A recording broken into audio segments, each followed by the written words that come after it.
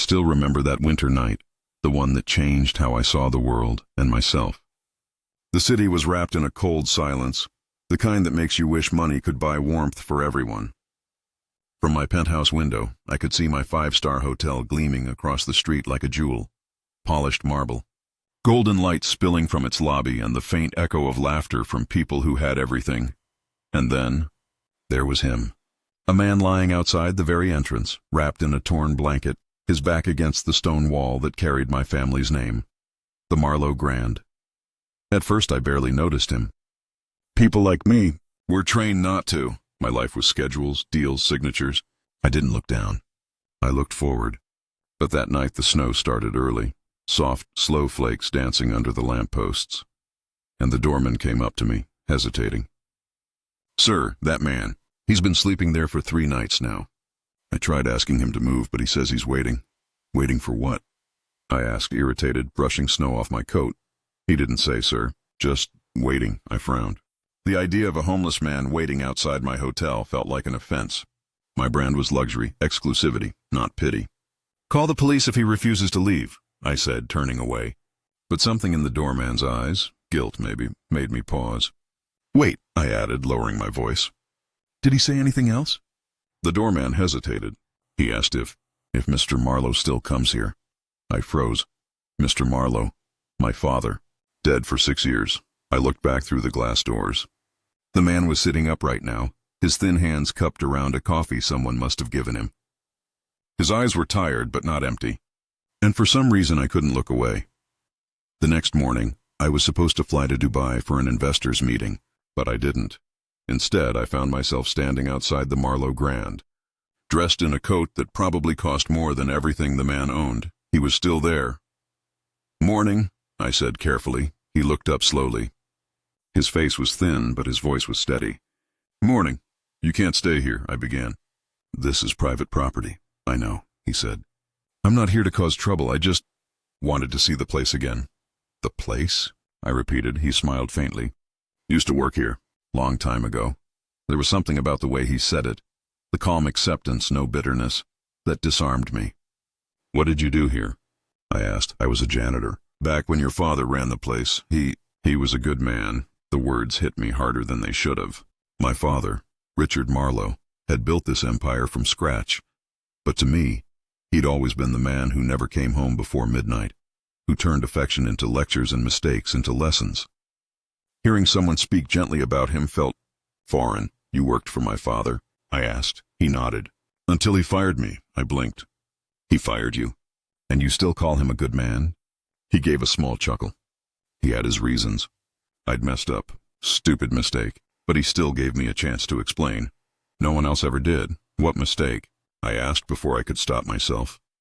He looked away, the snow now collecting in his beard. "I lost something that wasn't mine. Something important.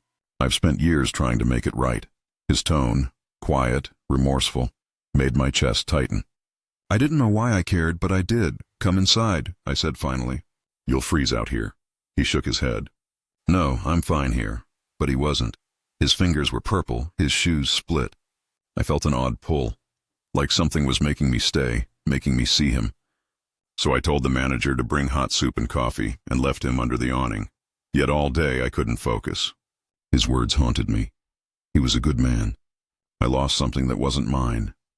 That night I went down again. The lobby was empty except for the distant hum of the heater. The man was still there, sitting quietly, his eyes closed, his breath shallow. For the first time, I noticed the old pendant around his neck, a small rusted locket. I sat beside him on the steps, ignoring the cold marble pressing through my coat. "What's your name?" I asked. "Daniel," he said. "Daniel what?" He smiled faintly. "Just Daniel. Last names don't mean much when you lose everything." His calmness unsettled me. "Why are you here, Daniel, really?" He looked at me and for a long moment said nothing. Then he reached into his pocket and pulled out a crumpled envelope. The paper was yellowed, brittle, edges frayed with time. "I wrote this for your father. Never got to give it to him. Been carrying it ever since." He held it out, his hand trembling. I hesitated, then took it.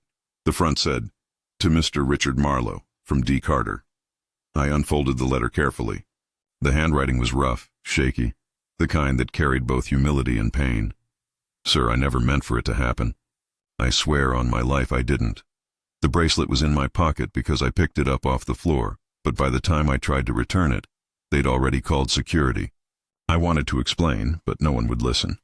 I'm sorry, not for losing my job, but for letting you down. You were the only man who ever saw me as more than a cleaner. I just wish I could have told you the truth. Daniel, I read it twice before looking up. You were accused of stealing? He nodded once. Didn't do it. But I couldn't prove it. Why not? I asked softly. He looked at the locket again.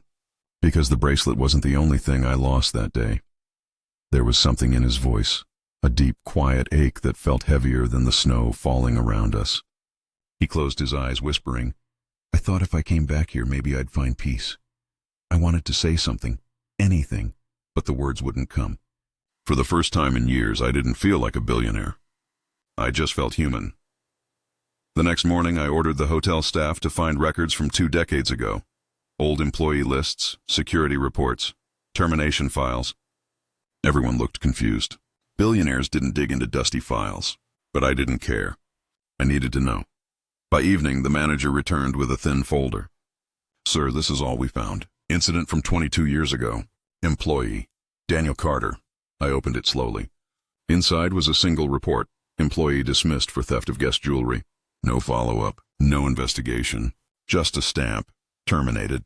At the bottom, in my father's signature, were only 2 words written in pen. He said he didn't. I stared at it for a long time. Something inside me cracked. My father had doubted the accusation. He hadn't believed it fully. He'd just let the system bury it because the truth was inconvenient. I looked outside again. Daniel still sitting there, staring at the ground like the world had forgotten him. And maybe it had. That night, I couldn't sleep. For the first time in my life, my wealth felt like a weight. I kept hearing Daniel's voice, calm, gentle, undeserving of what the world had done to him. So I made a decision. I went downstairs, walked through the freezing air, and sat beside him again. You said you lost something else, I murmured. What was it? He turned to me slowly, his eyes glassy under the streetlight. My son. The words sank like stones in my chest. I had a little boy, he said softly. 7 years old. When I got arrested for the theft, we were evicted. By the time I got out, he was gone. Foster care. I tried to find him, but life kept getting in the way. And when I finally did, he didn't want to see me anymore. His voice trembled. He said I'd shamed him, that I wasn't his father anymore. I swallowed hard. What was his name? He hesitated. Ethan. My heart skipped. Because that was my name. For a moment I couldn't breathe. The city noise faded. The cold vanished. It was just me and him, 2 shadows in the snow. I stared at him. What? What did you say his name was? He blinked, confused. Ethan Carter. Why? My mouth went dry. Because that's my name. He stared back, a long, hollow silence stretching between us. His lips parted, trembling slightly. Your name is Ethan Carter? I nodded slowly. Ethan Marlowe Carter. My father, Richard Marlowe, adopted me when I was 8. He said my biological father had disappeared. Daniel's face turned pale, as if the last light of the street lamps had left him. His hands began to shake. What are you saying? I swallowed hard. I think, my voice cracked. I think I'm your son. He looked like he'd been struck. His breath came fast, visible in the cold air. Then with trembling hands, he pulled open the locket around his neck. Inside was a tiny faded photo, a little boy in a blue jacket, smiling crookedly at the camera. My heart lurched. I knew that smile. I had that exact photo, framed in my study. The one my father said was me when he found me at the orphanage. Daniel pressed the locket to his chest, his voice breaking. Ethan, I never stopped looking for you. Every city, every shelter, every record I could find, nothing. They said you'd been adopted, but they wouldn't tell me by who. I prayed every night that you'd ended up somewhere safe. He started to cry, quiet, raw tears that froze on his cheeks. I couldn't speak. My own chest tightened, my mind spinning through years of confusion.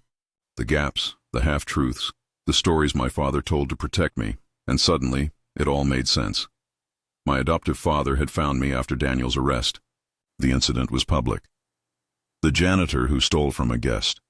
He must have known the truth, but realized that clearing Daniel's name would expose his own hotel's negligence. So he took me in, quietly, and gave me his name, but he never told me who I truly was. I sank onto the steps beside Daniel again. Daniel wiped his face with shaking hands. No, son, he gave you a life I couldn't. Don't blame him. If anything, he did what I prayed someone would, take care of you. But you were innocent, I said, my throat tight. He smiled weakly. Sometimes life doesn't care about innocent. It just moves on. We sat there for a long time, the snow falling silently around us. Two lives divided by decades, now reunited under the same cold sky. Finally, I stood up. You're coming inside, he shook his head. I don't belong there. You do now, I said firmly. You built that place once. You cleaned it, cared for it. You belong there more than anyone. He hesitated, tears glinting in his tired eyes. Then slowly he let me help him up. His body was frail, unsteady. I guided him through the glass doors, the same doors he once entered as a worker, now as my father. The night manager stared in disbelief, but I simply said, "Prepare the royal suite." "Sir?" "For him," I said. "He's family." That night I sat beside his bed as he slept, his breathing shallow but peaceful. I looked around the room, gold chandeliers, velvet drapes, marble floors, and felt nothing but shame. All this luxury. And yet it took me 32 years to see the man who gave me life. When he woke, morning sunlight flooded the room. He smiled faintly, his voice a whisper. "Ethan, this is too much." "No," I said quietly. "It's the least I can do." He reached out, gripping my hand. "You became everything I hoped you would." I smiled through tears. "Because of you. Even if you weren't there, I think I carried your kindness inside me." Over the next week, I made it my mission to uncover the truth, to restore his dignity. We reopened the 22-year-old case, found witnesses, even an old maid who remembered the day the bracelet was found. Turns out the real thief was a guest's relative who confessed years later in a private letter. A letter that was buried in storage. When the police cleared Daniel's record, he just smiled softly. "Told you I didn't do it." He didn't want money or headlines. All he asked was to see the sunrise from the hotel garden, just once more. We walked there together one morning. The world was painted in gold, the air crisp and alive. He sat quietly, eyes closed, letting the warmth touch his skin. "I used to watch sunrises here," he murmured, "when the city was still asleep. Back then, I thought if I worked hard enough, maybe one day I could afford a night inside this place." "You can live here now," I said. He chuckled weakly. "No, son. This world belongs to the living. Mine's been borrowed for a while now." I looked at him, fear creeping into my voice. "Don't say that." He smiled sadly. "Promise me something, Ethan. Don't let money build walls around your heart. The richest man isn't the one who owns the most. It's the one who feels the most." Tears burned in my eyes. "I promise." He squeezed my hand once more. "Then I can rest easy." He passed away 3 days later, peacefully. At his funeral, I stood before a small crowd, hotel staff, old employees, a few friends. No press, no spectacle, just quiet remembrance. I told them the truth. That a man they once called the thief had more honor than anyone who'd ever stayed at the Marlowe Grand. I renamed the hotel wing after him, the Carter Hall. Right at the entrance where he'd once slept, I placed a small bronze plaque. It read, "For Daniel Carter, who taught us that no one is beneath grace." And every winter since, when the snow begins to fall, I walk out to those steps and sit there for a while, just like he did. I listen to the silence, to the hum of the city, and sometimes I swear I can still hear his voice. "Be kind, son," even when no one's watching. If this story touched your heart, remember, compassion costs nothing, but it changes everything. And maybe, just maybe, it's what keeps the world warm.